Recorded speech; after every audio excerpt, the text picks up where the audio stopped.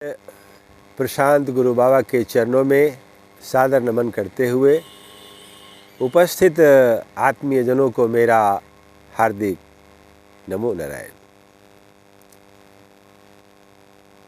बड़े ही सौभाग्य की बात है, बहुत दिनों के बाद साधना स्थल में एक विशेष प्रशिक्षण शिविर का आयोजन किया गया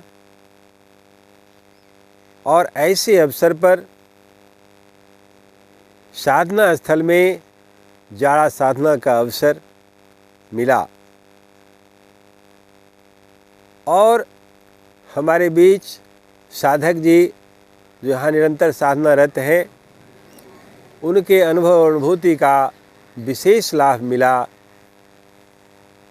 आने वाले जो भी लोग रहे, बिल्कुल छन कर निकल कर जो समर्पित कि संसार में जो सांसारिक सुखों से दूर जो साधनारत हैं गृहस्थ जीवन में, और वो गृहस्थ जीवन का भी आनंद लेते हुए और इस साधना का आनंद लेने के लिए पहुँचे, आध्यात्मिक उपलब्धि को पाने के लिए, ये सबसे महत्वपूर्ण बात रही।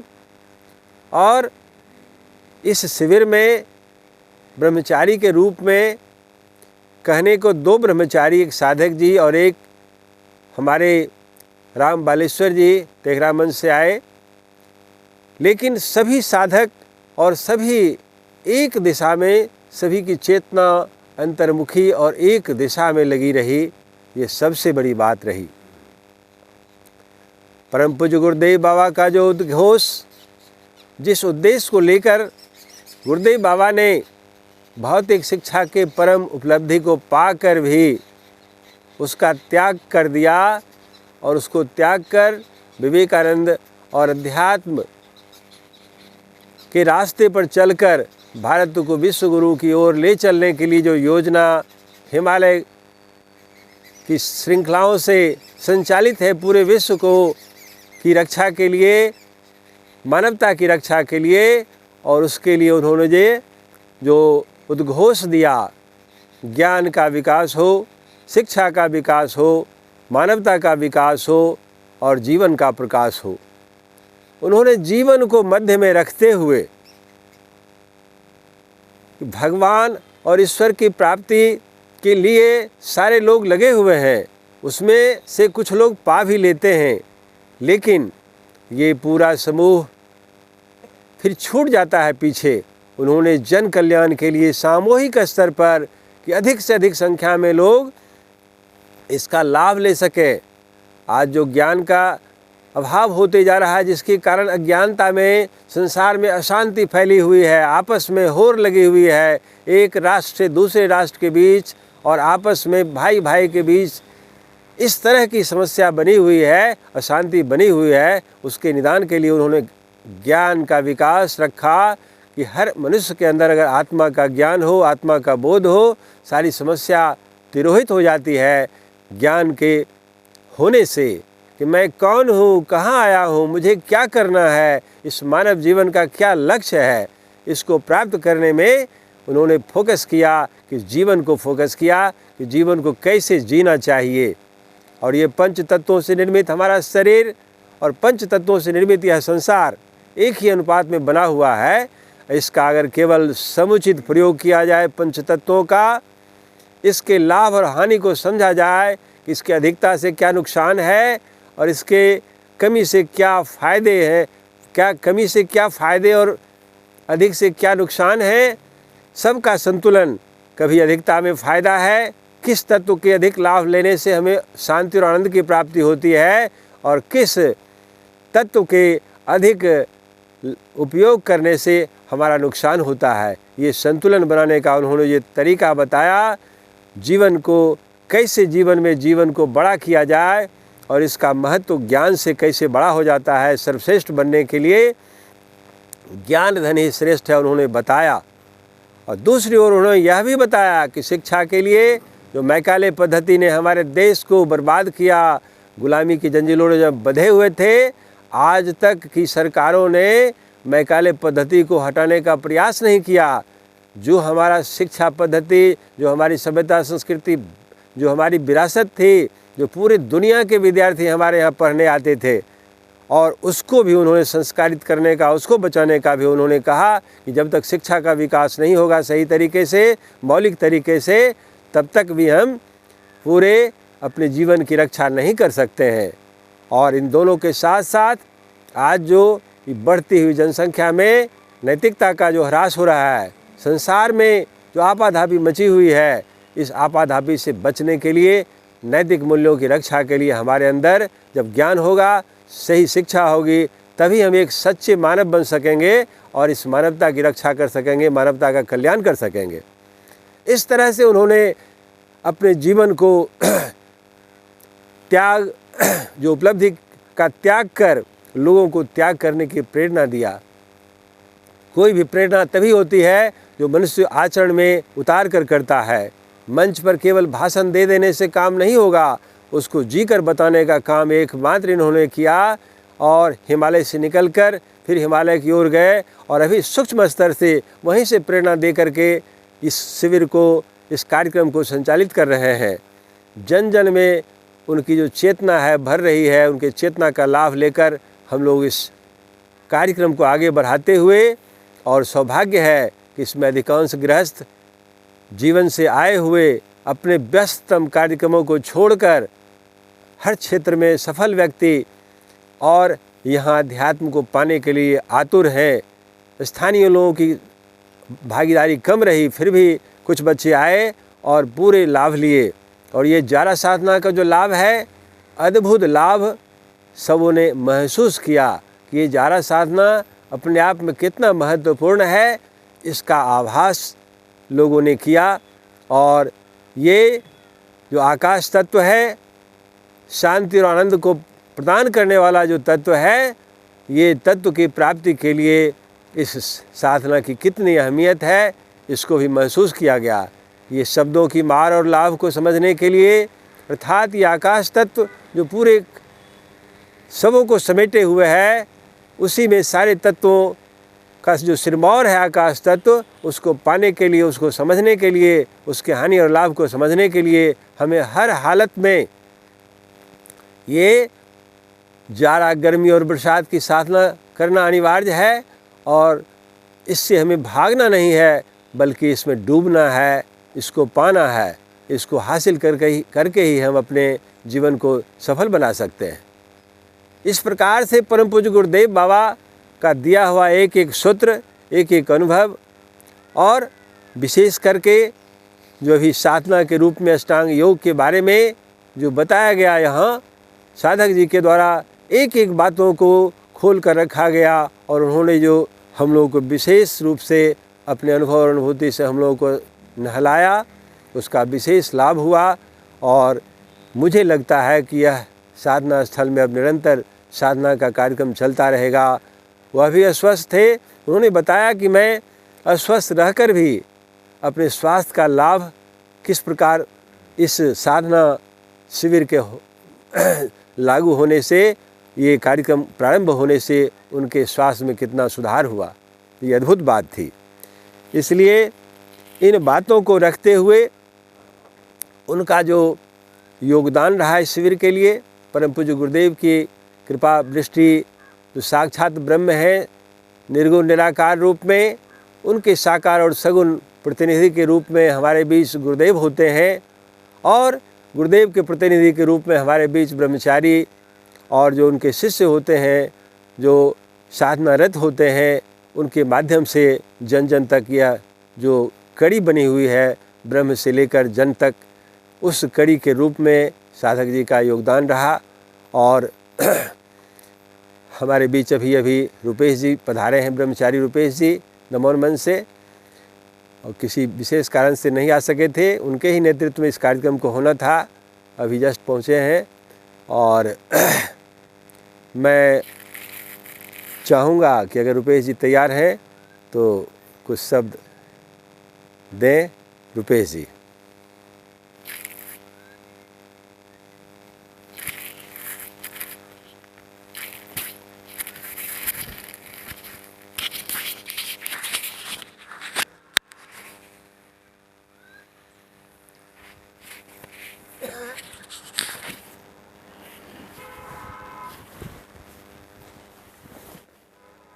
परम पूज्य प्रशांत गुरु बाबा के चरण कमलों में कोटि प्रणाम। साधना स्थल पर उपस्थित पूज्य साधक बाबा, वरिष्ठ गुरु भाइयों, यह शिविर साधना शिविर, इसके लिए मैं तो क्षमा प्रार्थी हूँ। निजी कामों के लिए बहुत ही महत्वपूर्ण साधना स्थल पर यह कार्यक्रम सभी गुरु भाइयों ने मिलकर किया। यह एक बहुमूल्य उपलब्धि है। ये 2025 का अंत भला तो सब भला के रूप में और आज विश्व ध्यान दिवस के रूप में भी उपस्थित है। कहा गया है कि meditation is the only one path of success. जीवन की पूर्णता ध्यान में है। ध्यान हम हर पूजा की पूर्णता है। ध्यान के माध्यम से, योग के माध्यम से, योग की अंतिम ध्यान, यही एक लक्ष्य है। और यह उपलब्धि हम इसी तरह के शिविर हो उसमें हम कर सकते हैं। गुरुदेव का सूक्ष्म सानिध्य, गुरु भगवान के रूप में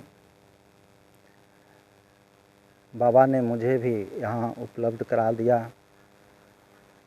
बहुत ही उनकी आशीर्वाद है, कृपा है।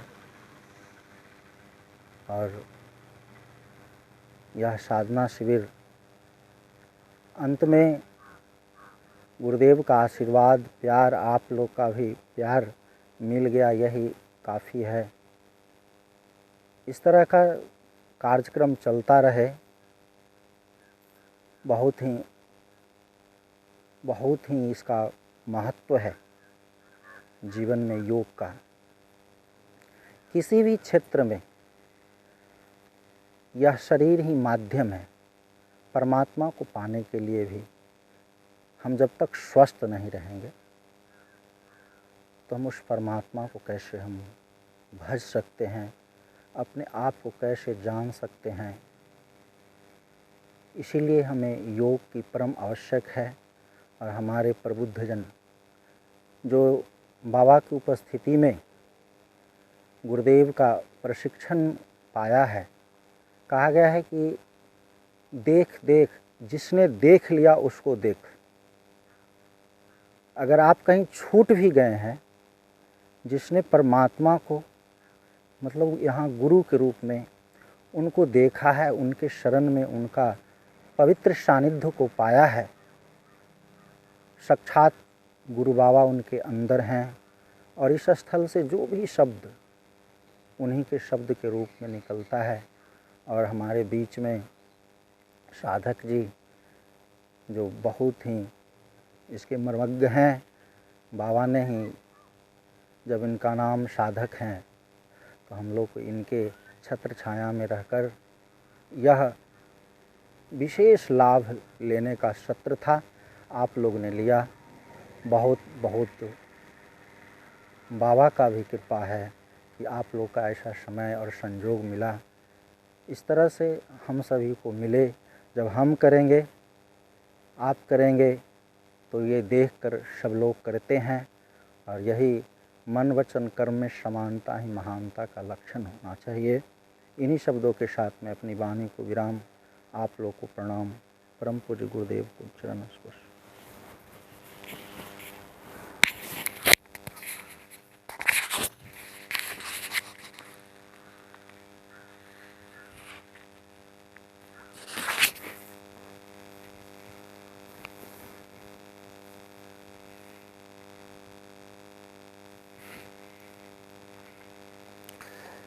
गुरुदेव बाबा के श्री चरणों में कोटि कोटि प्रणाम सह बारंबार नमन।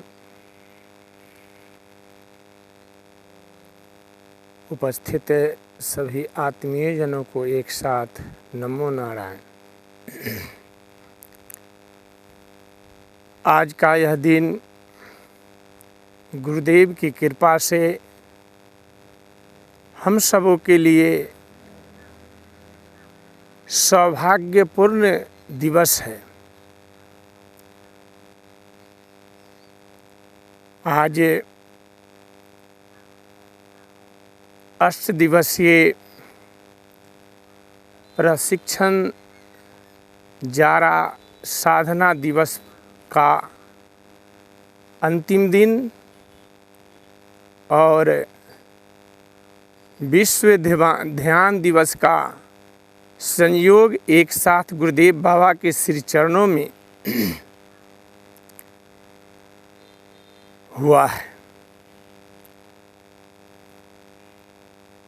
इस जीवन में गुरुदेव की भूमिका, उनका आशीर्वाद, उनका वरदान बहुत बड़ी है। जीवन के कल्याण में मानव को एक श्रृंखला, जैसे ऊपर भगवान है, ईश्वर है, ब्रह्म है और नीचे इस मानव जीवन मिला है जो सभी जीवों से सर्वोत्तम है। मानव अपने कर्मों के द्वारा इस जीवन को लघु से विभु के रूप में, आत्मा से परमात्मा के रूप में जानने का माध्यम, इस जीवन को जनाने का माध्यम मात्र और मात्र केवल गुरु ही करते हैं, जिनका ज्ञान जीवन में साधना रूप में हम लोगों को मिला है। सीधा सर्किल, एक शब्द में ऊपर भगवान, नीचे मानव जीवन का कर्म, दोनों का संबंध। यदि कर्म का संबंध ज्ञान से है, विवेक पूर्वक है,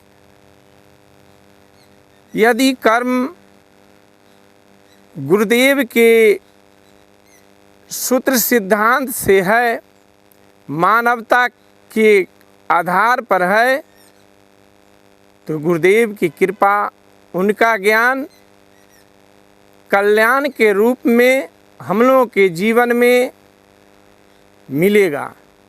इसके लिए उन्हीं का ज्ञान कर्म को संभालते हुए परमात्मा के सन्निकट गुरुदेव की कृपा मात्र से संभव है। इन्हीं शब्दों के साथ वाणी की पूर्णता। उपस्थित आत्मीयजनों को पुनः एक बार नमो नारायण। गुरुदेव के श्री चरणों में कोटि कोटि प्रणाम।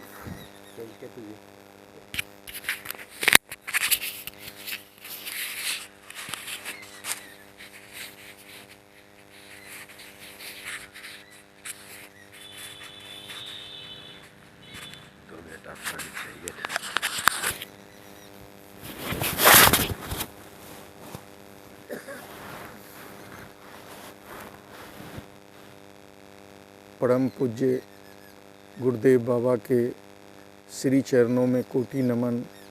उपस्थित सभी गुरु भाई बहना, बाबा के अनुयायी भक्तगण, सभी लोगों को एक साथ नमो नारायण।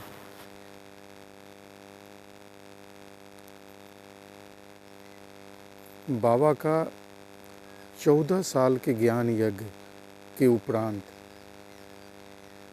इस स्थल को, मिर्ज़ापुर की इस धरती को साधना स्थल के रूप में उन्होंने उल्लेखित किया। और आप सभी लोग जानते हैं कि पृथ्वी तत्व की महत्ता को उन्होंने बताते हुए कहा, कैसे उन्होंने बताया कि पृथ्वी तत्व की क्या महत्व होता है, कि एक कुरुक्षेत्र का उदाहरण हो या श्रवण कुमार का वो माता पिता को अवहेलना करने का वो क्षेत्र हो। ये सब धरती तत्व, धरती की अपनी जो सतोगुनी जो धरती होती है, उस सतोगुनी धरती, सतोगुनी विचार लंबे समय तक इस धरती पर हुआ और इसका नाम ही साधना स्थल उन्होंने रखा। और यह बड़ी ही सौभाग्य है कि साधना स्थल पर 7 दिनों से साधना हो रहा है, प्रशिक्षण हो रहा है और जारा साधना का लाभ मिल रहा है। और निश्चित तौर पर बाबा की सूक्ष्म दृष्टि इस साधना स्थल को संचालित कर रहे हैं। बाबा की दृष्टि संपूर्ण ब्रह्मांड में सभी, जो भी बाबा का जो नारा है कि बाबा जो मानवता की बात किए, जब आप मानवता के धर्म पर चलते हैं, निश्चित तौर पर बाबा की वो सूक्ष्म दृष्टि आपके अंदर काम करते रहता है। आप शिक्षा के विस्तार, शिक्षा की बात करते हैं, वो बाबा की दृष्टि आपके विस्तार में निश्चित तौर पर वो भी उस दृष्टि से का लाभ आपको मिलता है, चाहे वो ज्ञान हो। अपने जीवन के प्रकाश में उन्होंने कहा, ऐसे कहा कि 92 लाख योनियां हैं और इस 92 लाख योनि में मानव भी एक योनि है, जिसका भी जन्म हुआ है, मृत्यु तय है। लेकिन मानव योनि में ही एक ऐसा, उन्होंने कहा कि ये मानव का शरीर ईश्वर दर्शन का प्रयोगशाला है और इस ईश्वर दर्शन के प्रयोगशाला में उन्होंने जो सिद्ध किया, ईश्वर का दर्शन किया, उस दर्शन के जो मार्ग को दिया, वही साधना है। और उसी साधना से आप निरंतर, चाहे वो सांसारिक क्षेत्र में हो, आध्यात्मिक क्षेत्र में हो, आपके जीवन के उन्नति में हो, आत्म दर्शन में हो, सभी उस साधना का लाभ आपको मिलता है। अब जब नियम सूत्र सिद्धांत के साथ जब इस साधना को निरंतर करते हैं, तो निश्चित तौर पर एक ऐसा समय आएगा, चाहे वो रस्सी का पुंज कितना भी बड़ा क्यों न हो, कितना भी बड़ा क्यों न हो, लेकिन निश्चित तौर पर अगर एक किनारा हम पकड़ लिए हैं तो दूसरा किनारा तक भी हम ज़रूर पहुँचेंगे। इसी निष्ठा के साथ, अपने संकल्प के साथ, नियम के साथ, अनुशासन के साथ अगर इस कार्य को निरंतर करते रहें, साधना अगर करते रहें, तो हम जीवन के में कल्याण को प्राप्त करेंगे। निश्चित तौर पर एक दिन हम आत्म दर्शन को प्राप्त करेंगे, हम मोक्ष को प्राप्त करेंगे। इसी के साथ मैं अपनी वाणी को विराम देता हूँ। सभी लोगों को एक साथ नमो नारायण। बाबा के चरणों में लाखों लाखों प्रणाम।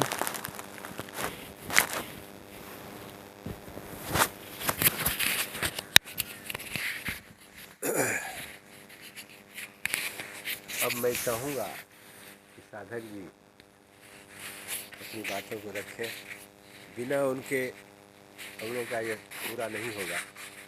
चाहेंगे कि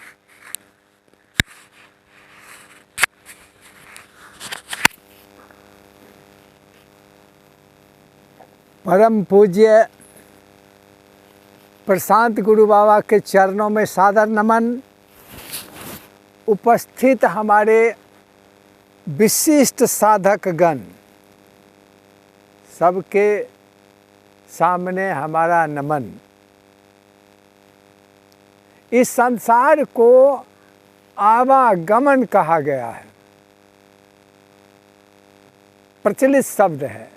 आवागमन का मतलब आना और जाना। ये प्यार का नगमा है, मौजों की रमानी है, जिंदगी और कुछ भी नहीं, आनी और जानी है। अब थोड़ा हम ये विचार करने के लिए बैठे हैं कि आते हैं कहाँ से, अब फिर जाते हैं वहीं कि कहीं और चले जाते हैं। थोड़ा आवागमन को समझ लें तो एक भंडार है जहाँ से हम आते हैं। वह भंडार का नाम क्या है? कोई नाम नहीं है। जिसकी रही भावना जैसी, प्रभु मूरत देखी तिन तैसी। उसको ज्ञान मार्ग में शब्द दिया गया है, उसको समझने के लिए, आभास करने के लिए, इशारा करने के लिए, न कि उसको हम पूरे शब्द में व्यक्त नहीं कर सकते। नज़दीक का शब्द है, आभासी शब्द है, अनंत। उसका कोई छोरे नहीं है। कब से शुरुआत हुआ? अनादि। कोई खंड नहीं, एक ही है, अद्वैत। ज्ञानेंद्रियों से जो जानने का तरीका है वो है ही नहीं, अगोचर। किसी चीज पर अवस्थित नहीं। हम तो धरती पर हैं, आधार पर हैं, वो बिना आधार का है, निराधार है। किसी प्रकार का उसमें विचार नहीं है, किसी प्रकार का विकार नहीं है। वह तम सत रज से मुक्त है और कुछ समय में भी उसका कोई बंधन नहीं है। लेकिन उसके अंदर ही इच्छा हो गई। उसको एक शब्द में हम कह रहे थे निर्गुण निराकार। न कोई गुण है, सतरजतम विकार, और न आकार। उसके बाद उसमें सगुण हो गया, किसी खास स्थान बन गया, एक समय लग गया। समय और स्थान, आकाश और समय, दो चीज उत्पन्न हो गया। आज विज्ञान जो खोज कर रहा है उस स्थान की उत्पत्ति के बारे में खोज कर रहा है। लेकिन वो खोज जब पूरा होगा तो विज्ञान खत्म हो जाएगा। तो वह निर्विकार था, निर्गुण निराकार था, उसमें सगुण आ गया, इच्छा हो गई, एको हम बहुश्याम, अनेक हो गए। और उसके कारण क्या था? मस्ती, मौज। और इसलिए दो हो गया। एक तो वो रह गए ब्रह्म, परम चेतन, परमेश्वर, और दूसरा हो गया प्रकृति। प्रकृति में 5 तत्व का समाहार हो गया और लीला भूमि हो गई। प्रकृति के अंदर जो शक्ति है हमारे शरीर में मूलाधार पर वह उपस्थित है। माँ प्रकृति, माँ कुंडलनी, माँ देवी, महादेवी, वह जो शंकर की सहगामिनी है, जिस नाम से आप उसको कहते हैं, वह हमारे मूलाधार पर अवस्थित है। उसके अंदर 3 फेरा है सांप के तरह, वह प्रकृति है, और आधा फेरा है विकृति।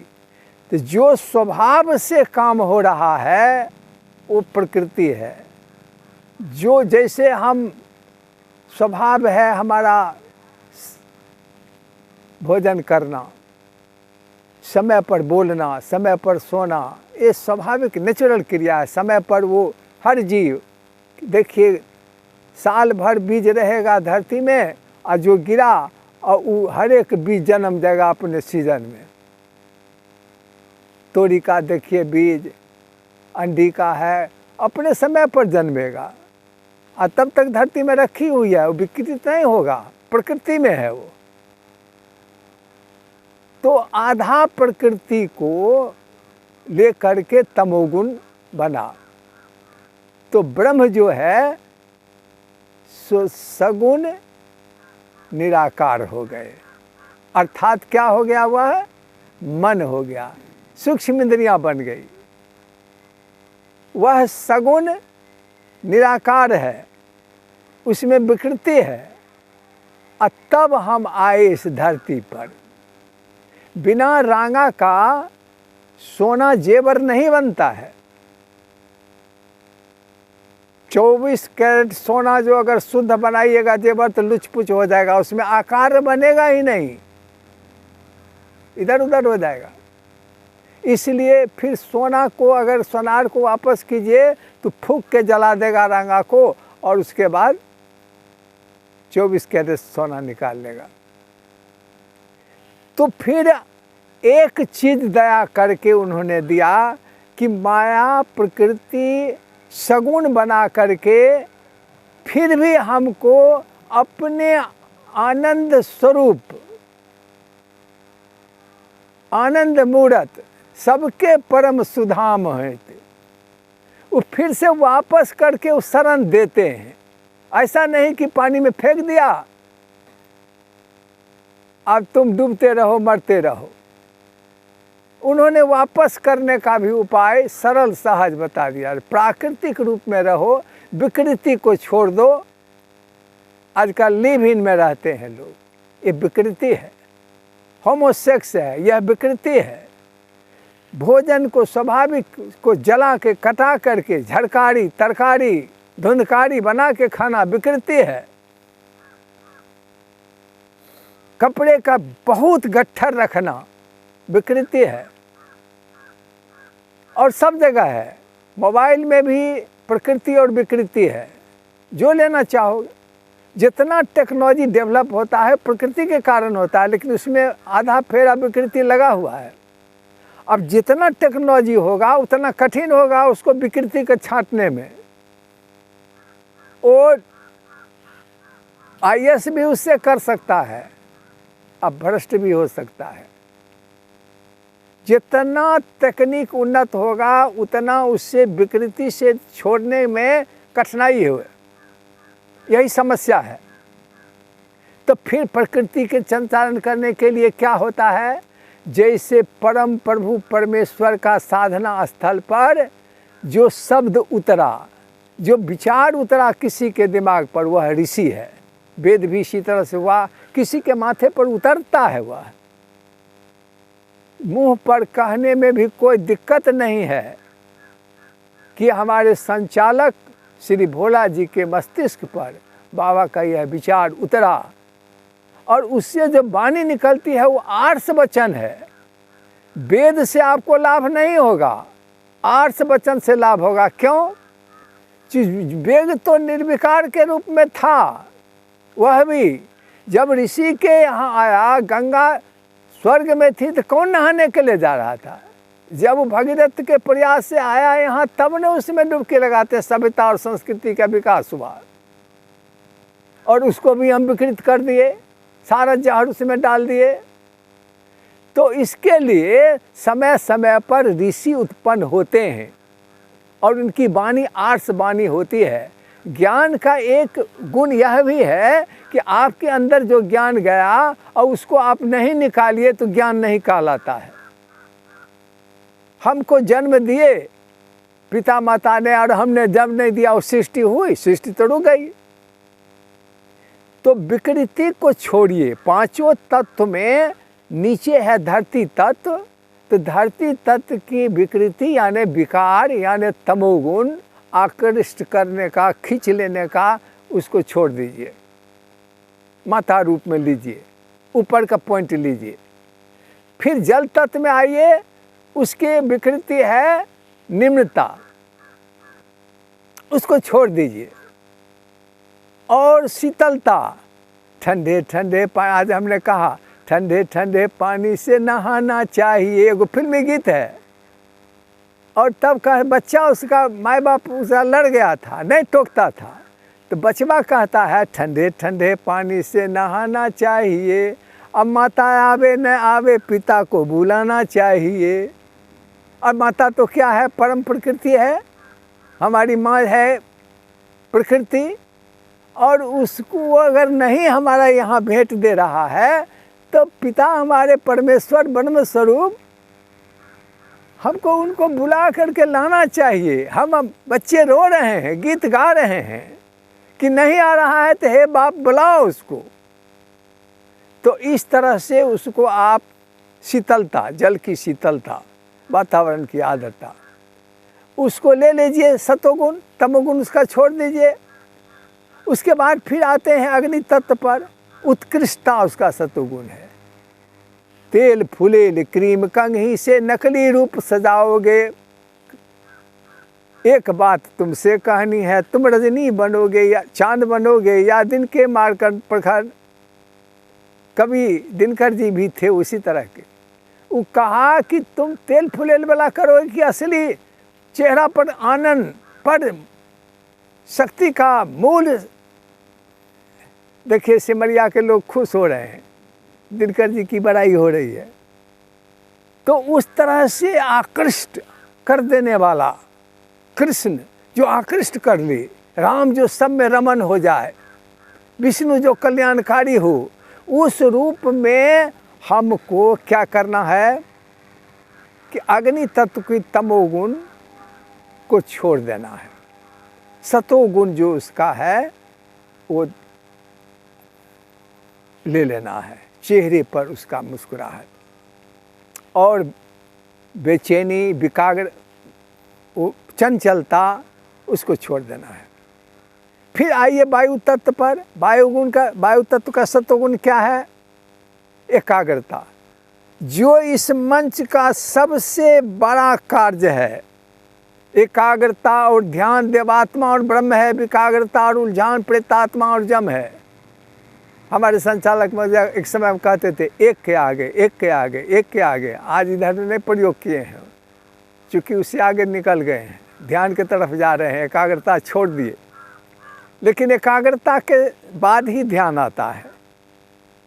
एक चीज़ को पकड़ करके टिकने वाला आधार के रूप में आप लेते हैं, उसके बाद निराकार में टिकते हैं, शून्य में टिकते हैं दिमाग। पहले तो आधार लेकर के आपको बिंब ले करके शरीर के अंदर का कोई भाग, नाक ले लीजिए, कोई उस पर ध्यान कीजिए, प्रकाश का ध्यान कीजिए।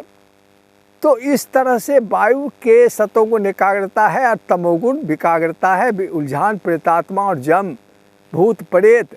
और सुन लीजिए, ये अंगूठी, ये टोटो मल्ला, अनंत भगवान, ये कलावा, जनौ, टिकी जितना बाहर में है वहाँ भी छोड़ना पड़ेगा उसको ध्यान के लिए।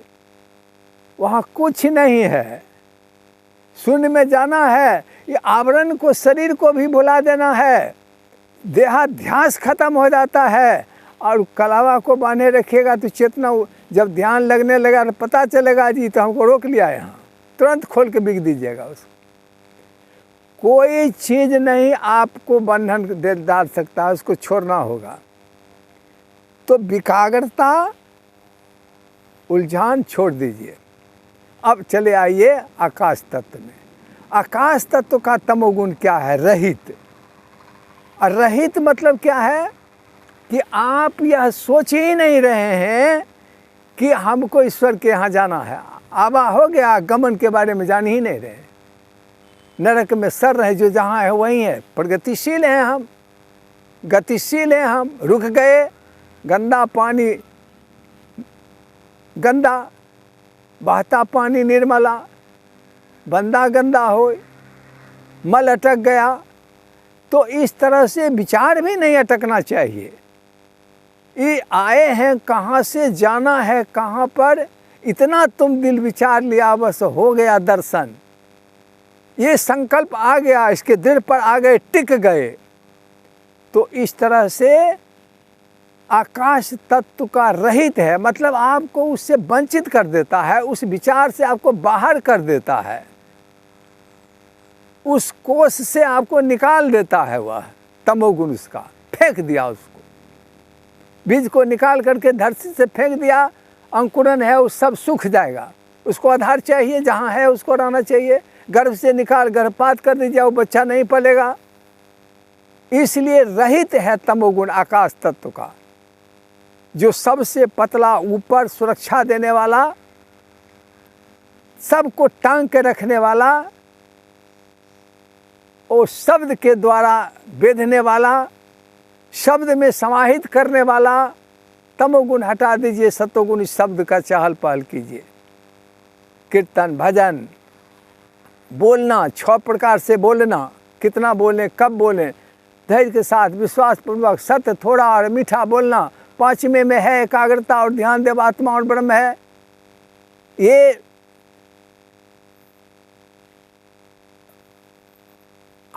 5वें खंड में ये सब चीज वर्णन है। संयम, नियम, अध्यात्म के 2 विशिष्ट अंग हैं, अनुशासन और शिष्टाचार एकाग्रता के। बोलना कैसे चाहिए, साधना से कैसे शब्द की शक्ति बढ़े, शब्दों की मार और लाभ को। इस साधना जो है आप तीसरे चक्र में कर रहे हैं एडवांस, लेकिन है आप 5वां चक्र में जा रहे हैं। आपका ये साधना जो है चेहरे पर आनंद, वो 5वें खंड का है। वो तो आप प्रकृति पार करके आप उसको देख रहे हैं। जो साधना किया वो है। और जो भाई प्रवचन करने के लिए आए, अब प्रवचन कर रहे हैं, उसका अनुभव नहीं होगा, वो तो प्रोसेस है उसका। तो इस तरह से आकाश तत्व का जो तमोगुण है, विकाग्रता छोड़ दीजिए, ये रहित, खूब इच्छा कीजिए, बाहर मिटने को तैयार है, इच्छा बारंबार है, वही करेगा साधना। ललकारे हैं बाबा मर मिटने के लिए। बहुत शब्द है, रुपेश जी आपको शब्द पर ज़्यादा कमांड रखते हैं, वो क्या क्या न पढ़ते हैं, गुले गुलजार होते हैं, मर्तबा कितने बार खाक बना दो देह को, ये सब है बाबा का दिया हुआ। तो उस तरह से तमन्ना रहित को ख़त्म कर देगा और तब आप प्रवेश में आएंगे शांति और आनंद को। तो संयम नियम करते हुए हम विपස්සना की बात फिर दोहराएंगे। ये नासिकाग्र पर आप त्राटक करते हैं, सूर्य पर रोज त्राटक कीजिए, उगते और डूबते सूर्य पर। हाँ अच्छा, तो उगते और डूबते सूर्य पर आप त्राटक कीजिए। दीपक साधना जरूर कीजिए। उसके लौ को देखिए, वहाँ है तेल नीचे और वहाँ बत्ती दिए हैं आप कपड़ा रुइया। कौन शक्ति है जो तेल को खींच के वहाँ प्रकाश में बदल देता है? कभी सोचे हैं इसको? ऐसा मैकेनिज्म कंप्यूटर लगा हुआ है, बत्ती जलाइए तेल खींचना शुरू कर देगा। गजब की बात है भाई। कौन सा उसमें मशीन लगा हुआ है जो तेल पंप के द्वारा खींच लेता है? मोटर में तो आप स्टार्ट करते हैं, हमको तो उतना नहीं मालूम है स्टार्टर कैसे किया जाता है, लेकिन तेल कहते हैं तेल का जो टंकी पाइप जो है सो जाम हो गया है, इसको ठीक करेंगे तब तेल जाएगा इंजन में। और यहाँ तो खींच लेता है सर रुइया के साथ बीच में, और ठीक ढंग से खींचता है, इन्हें देख के तो भमक गया। धीरे जितना उसका पावर है उतने रोशनी करेगा आपको प्रकाश। तो इस रूप में आप देखिए कि दीपक जो है वह तेल खींच करके हमको प्रकाश दे रहा है। उसको दीपक त्राटक करने से यह भाव शरीर में पैदा होता है। सूर्य उगता है, माथे पर आता है, डूबता है, ये चक्राकार है। आप प्रार्थना कीजिए, कीर्तन कीजिए। आप अगर ये नहीं करते हैं आरोह अवरोह, तब भी चक्र नहीं बनेगा। जिसका जो चक्र है वो चक्र शरीर में बनाइए, उस गति को अनुभव कीजिए, उस गति का अभ्यास कीजिए, और उसके बाद तब जाकर के विपස්සना में आइए।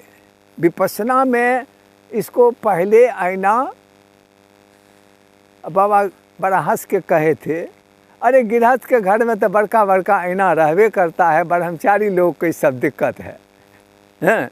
ऐसे करके मारे मटकी। तो आईना बड़का को रहबे करता है, और उसमें आप जा कोठली बंद हो करके पत्नी उतनी को उसमें न शामिल करिए, अपना करे तो अलग करे, और उसमें आप हर एक अंग को देखिए। अब बहुत सुंदर अनुभव करिए कि आह मेरा चेहरा ऐसा है, मेरे जैसा कोई नहीं, मेरा जैसा कौन है, मेरे जैसा कोई नहीं। सत्य बात है। अगर आपको आपके जैसा कोई हो जाएगा तो आप भुतला जाइएगा, पहचाने खत्म हो जाएगा। इसलिए आपके जैसा कोई नहीं। तू चीज़ बड़ी है मस्त मत। आप नाक देखिए के भाई बोले, तो कान देखिए, हर एक अंग को अवलोकन कर लीजिए, और करने के बाद उसके बाद अपने से देखिए। फिर आईना में जो देखे, अपने से चेहरा नहीं है दिखाएगा, पीठ नहीं है दिखाएगा। आईना एगो बढ़िया चीज़ है। आईना क्या है? पृथ्वी है, माया है, लेकिन आपको प्रदर्शित करेगा वही। माया नहीं रहेगा तो भगवान को प्रकट कौन करेगा? माया तो आईना है। हाँ है कैसा?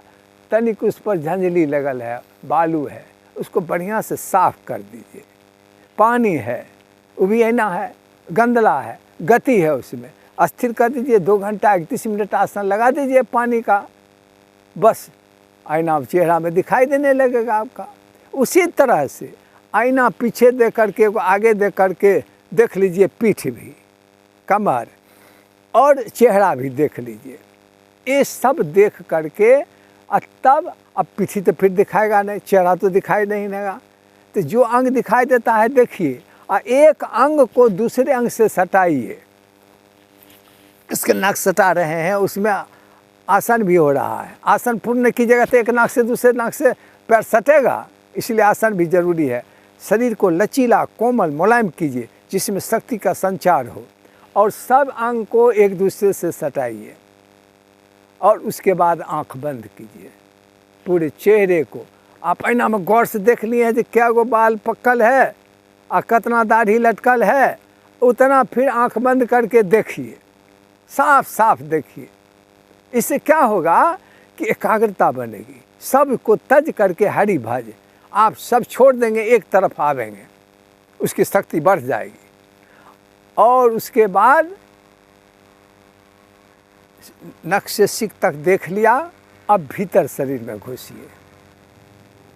अब भीतर घुसिए तो जो आपको हमने बताया, नक्शा बना लीजिए। जो हमारा मूलाधार पर क्या वो चक्र है, क्या वो कमल है, कौन अक्षर की ध्वनि आ रही है, उसको एक बगल से भीतर से ऊपर तक देखिए। अस्फुरना शब्द का हमने प्रयोग किया है, बहुत बार कहते हैं। अस्फुरना का भी स्तर बहुत होता है, चूँकि 72 करोड़ नस नाड़ी जो हमारी है, वो एक ही चैनल के लिए नहीं है, हर एक कण के लिए अपना अपना एक। तो विज्ञान भी साबित कर दिया है, कहता है कि एक माथा में, एक खोपड़ी के अंदर लगभग 8 अरब सेल को कंप्यूटर से देख लिया है। अजब गजब कि उसकी एक सेल का भाषा अपना है। ये भाषा बोलता है स्थानीय भाषा, और फिर एगो संपर्क भाषा। 8 अरब के एक संपर्क भाषा है, विश्व भाषा है। संयोग से अंग्रेजी ये हो गया। इसलिए ना अंग्रेजी में आपको बाबा जो दे दिए 1 जनवरी को, वो हिंदुस्तानी नहीं है तारीख। हिंदुस्तान के तारीख विक्रम संवत और शक संवत, और उर्दू में अपना क्या क्या चलता है, हिजरी फिजरी, ये सब हिंदुस्तानी है। लेकिन उसका है फागुन के बाद चैत से शुरू होगा, और चैत के पिछला पक्ष से प्रतिपदा से शुरू होगा साल। लेकिन उस साल, नया साल का उन्होंने तोहफा दे दिया जरा साधना 1 जनवरी को। क्यों? चूँकि वो अखंड अनादि मानवता इंटीग्रेटेड मानते हैं बाबा। उनका ये नहीं है कि हिंदुस्तान को गुरु बनाना चाहते हैं, लेकिन चेला समूचे देश दुनिया होगा तब न। अगर कोई इंजन है, डिब्बे नहीं है तो इंजन क्या। इसलिए उसको विश्व स्तर पर भी नए साल का दिया, हिंदुस्तान का दिया साधना, गर्मी साधना अपने जन्म दिवस पर उपवास में रहिए। निर्जला एकादशी भी देखिए उस समय में है। अब बाबा का अवतरण भी हुआ वही गंगा के तरह दशहरा में।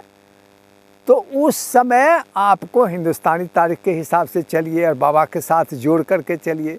बरसात में उन्होंने राष्ट्रीय लिया। जनतंत्र का जो 15 अगस्त की जो आज़ादी का दिवस है, 24 घंटे का साधना। हमारे साथ साधना में रहने वाले एक जितेंद्र जी हैं, एक रुपेश जी हैं, हमारे अर्जुन जी हैं। इस अर्जुन जी सबसे ज़्यादा साधना किए हैं। आप भी रहने, आप तो चले गए हमारे साथ, आप रहते थे संजमी जी के साथ। और उधर पीछे एक दो हैं जो थोड़ा थोड़ा किए हैं। तो साधना में बरसात साधना 24 घंटे का होता है, जो कि हमारे राष्ट्रीय दिवस के लिए दिया गया है।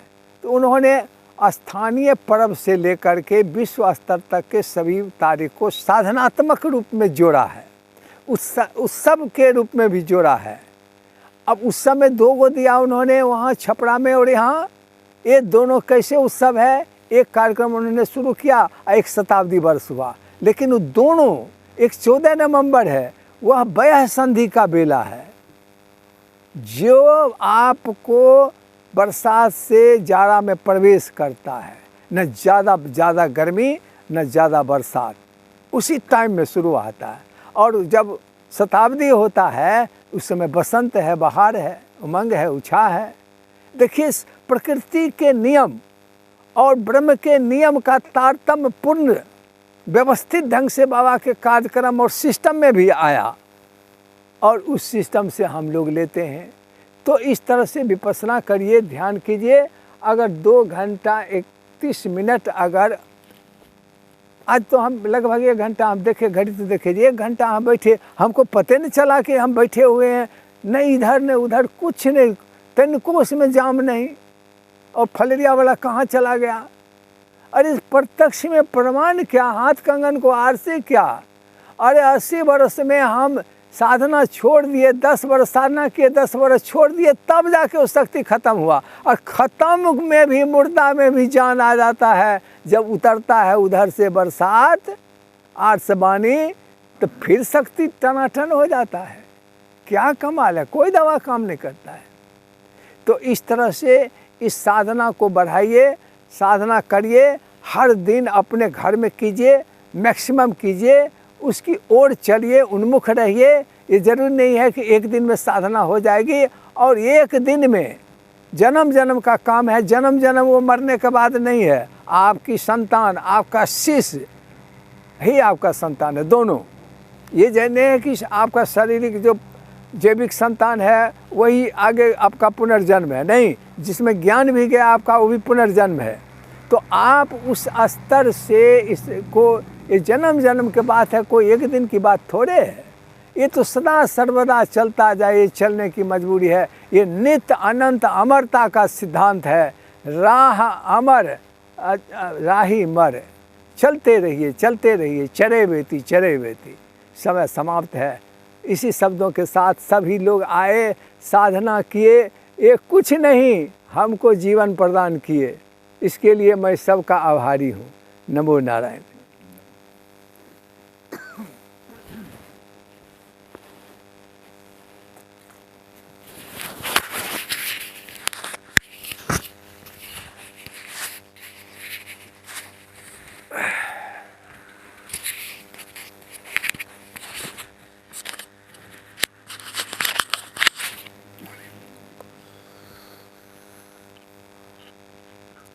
गुरुदेव के चरणों में ध्यान।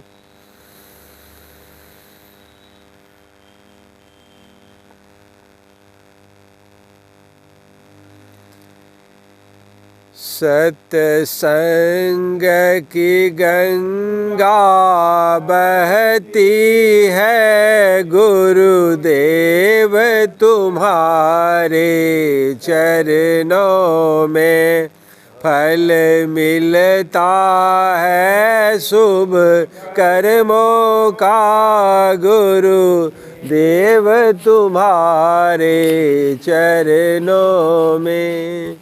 मैं जन्म जन्म का भरमाया अब शरण तुम्हारे हूँ आया, इन भूले भटके जीवों का कल्याण तुम्हारे चरणों में।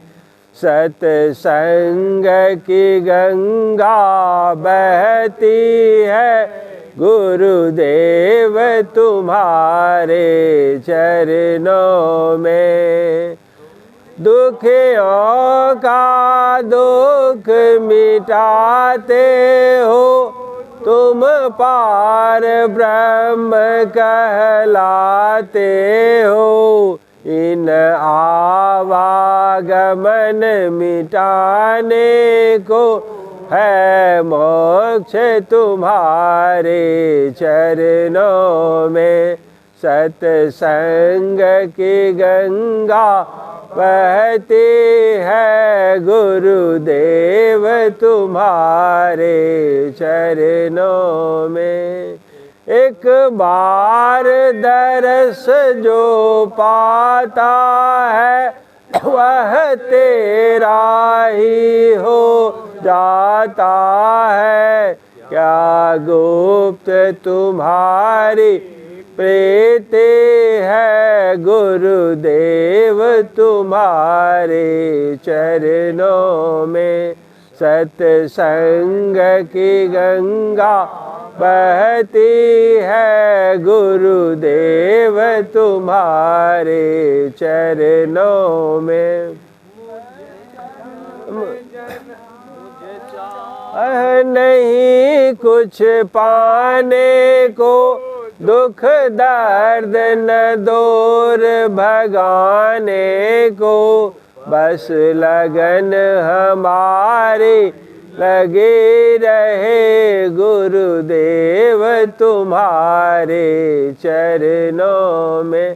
सत्संग की गंगा बहती है गुरुदेव तुम्हारे चरणों में। हो जहाँ कहीं जिस हालत में आराम चैन सुख आरत में, बस ध्यान हमारा बना रहे हे नाथ तुम्हारे चरणों में। सत्संग की गंगा बहती है गुरुदेव तुम्हारे चरणों में, फल मिलता है शुभ कर्मों का गुरुदेव तुम्हारे चरणों में। सर्वांगिक मंत्रोच्चारण एक बार पुनः। मंगलम भगवान विष्णु मंगलम गरुड़ध्वजम मंगलम पुंडरीकाक्षम मंगलायतनो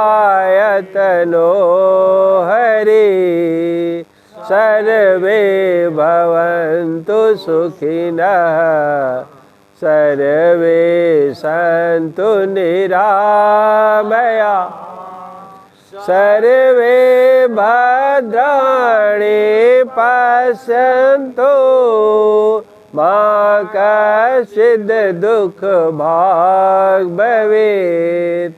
हे पूरन परमात्मा हम सब तेरे आत्मा, विश्वने धर्मात्मा पापों का हो खात्मा।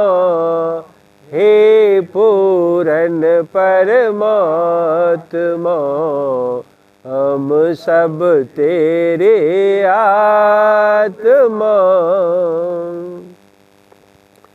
आशीर्वचन निष्पक्षी को भक्ति है, निर्मोही को ज्ञान,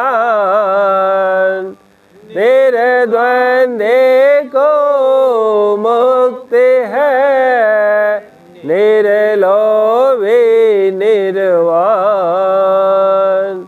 जल से पतला ज्ञान है, ज्ञान से पतला ध्यान, ध्यान से पतला प्राण है, प्राण से है कल्याण।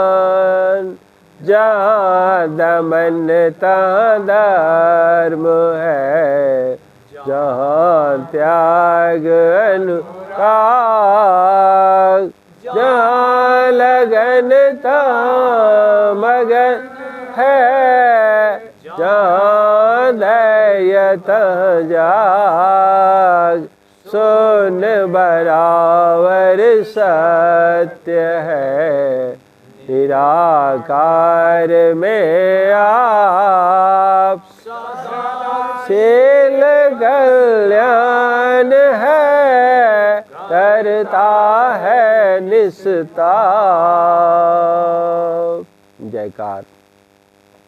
ज्ञान का विकास हो, ज्ञान का विकास हो, ज्ञान का विकास हो, शिक्षा का विकास हो, शिक्षा का विकास हो, शिक्षा का विकास हो, मानवता का विकास हो, मानवता का विकास हो, मानवता का विकास हो, जीवन का विकास हो, जीवन का विकास हो, जीवन का विकास हो। प्रशांत गुरु बाबा के, प्रशांत गुरु बाबा के, प्रशांत गुरु बाबा के, प्रशांत जीवन, प्रशांत जीवन, प्रशांत जीवन। शांति पाठ। शांत देव अंतरिक्ष, पृथ्वी, जल, औषधि, वनस्पति, विश्व देवता, ब्रह्म, सतोगुण, रजोगुण, तमोगुण, सभी शांत हों। शांति शांति शांति।